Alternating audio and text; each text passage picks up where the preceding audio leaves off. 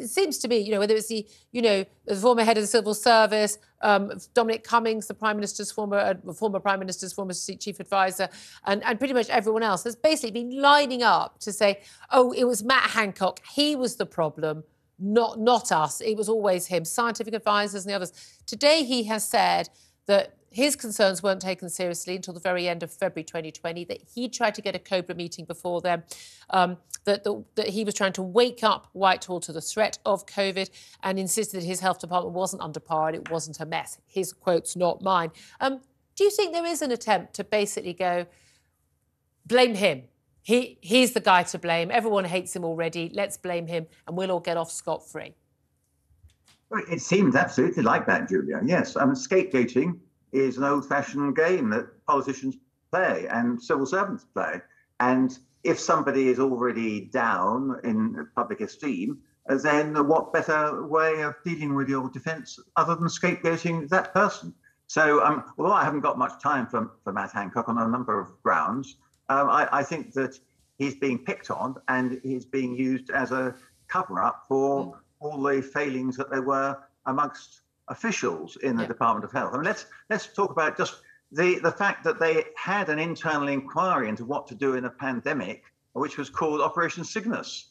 And we never even got to the bottom of what was contained in the findings of Operation Cygnus and why the findings of that inquiry were never implemented. Yeah, I mean, it is extraordinary, isn't it, that we are in a situation where we've got, you know, the scientists saying, well, no one was listening to us, the politicians saying, well, the scientists weren't explaining it very clearly. And we're going to hear from former Prime Minister Boris Johnson next week, also the then Chancellor, now Prime Minister Rishi Sunak, and others as well. We've heard from Sajid Javid, he was Chancellor, and then went on to, you know, he'd previously been Health Secretary as well. We've got, you know, everybody's putting their tuppence worth in. And what we're hearing again and again is everyone was basically slagging off everyone else.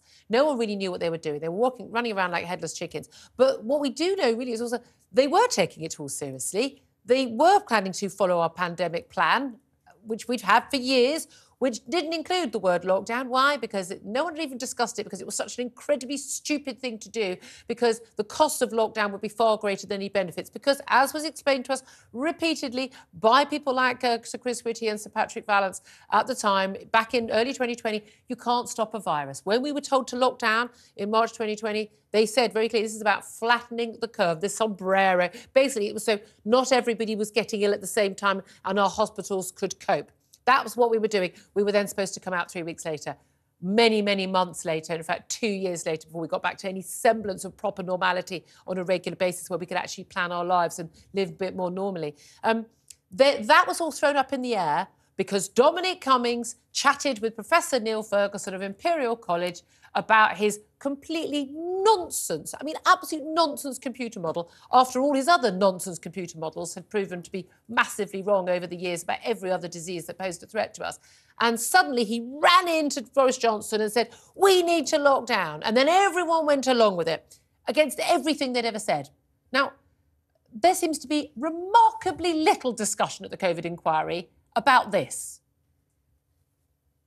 Exactly. Why did we suddenly decide to change and lock down when all the advice before was that we shouldn't, including advice from the World Health Organization?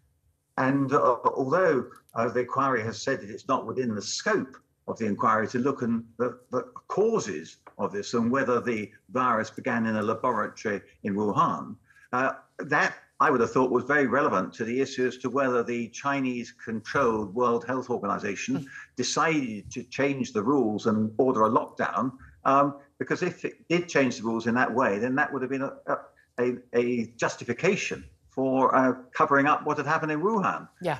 But so the advice always was, don't have a lockdown. It's not going to work for the reasons you've just set out. And why was that advice then changed? Now, an awful lot of people will say, why are you all banging on about this? What's the point of this inquiry? It's going to cost, you know, hundreds of millions of pounds. It's going to take years. We're not going to learn anything. But the reason is very, very simple, isn't it? All of the people who were in charge of that decision-making process have all said to this place, basically, the only thing they did wrong was not lock down sooner, not lock down more strictly, not do this sooner. Now, and many people longer. That, to me, tells me that if they don't accept they did anything wrong, they don't accept that actually they didn't follow, quote, the science or any scientific process worth its name, And everyone is playing along with this, including most of the media, because, yes, they were cheerleaders for this. The only questions they ever asked for the first couple of years at those press conferences was, oh, shouldn't we lock down again, please, Prime Minister? Why haven't you locked down? Why are you killing grannies, Prime Minister? I mean, that was basically all they asked, wasn't it? But we're going to have another pandemic. We know we will. China's going to cook another one up in a lab, or something's going to escape from somewhere. We're going to have another pandemic. It's the most certain thing we know. We're going to do this again. And we're going to keep doing it. And we're going to damage our economy, the health of our citizens, the mental, physical health, kill our NHS off, kill education off, damage our children. We're going to do it again. And there doesn't seem to be any urge by anybody who was closely involved with the processes to speak up and say, what we did was wrong. We made mistakes. We are not just Michael Gove, we didn't really apologise for locking down. He apologised for not doing it sooner. We made mistakes and we should never do this again. Do you have any hope that anyone close to this inquiry will actually ever do that?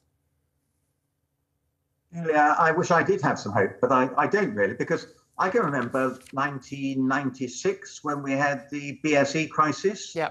And there was a function where I was sitting between Stephen Dorrell, who was then the Health Secretary, and John Major, who was then the Prime Minister. And they were discussing this crisis and were completely at sea. And I was sitting there between them, completely bemused, because they didn't know what in the hell to do next. And it seems as though the inability to be able to bring sensible decision-making to these crises is endemic in the way that our country and our government operates. So I've got very low expectations as to what's going to happen in the future. But one thing I am concerned about, and I asked another question today about it in the Commons, is this WHO pandemic treaty, because that threatens to take away the decision-making from our own elected parliament. Yeah, I mean, not that they did much decision-making. It was basically 4 people, including Matt Hancock and Michael Gove. Again, you got away scot-free.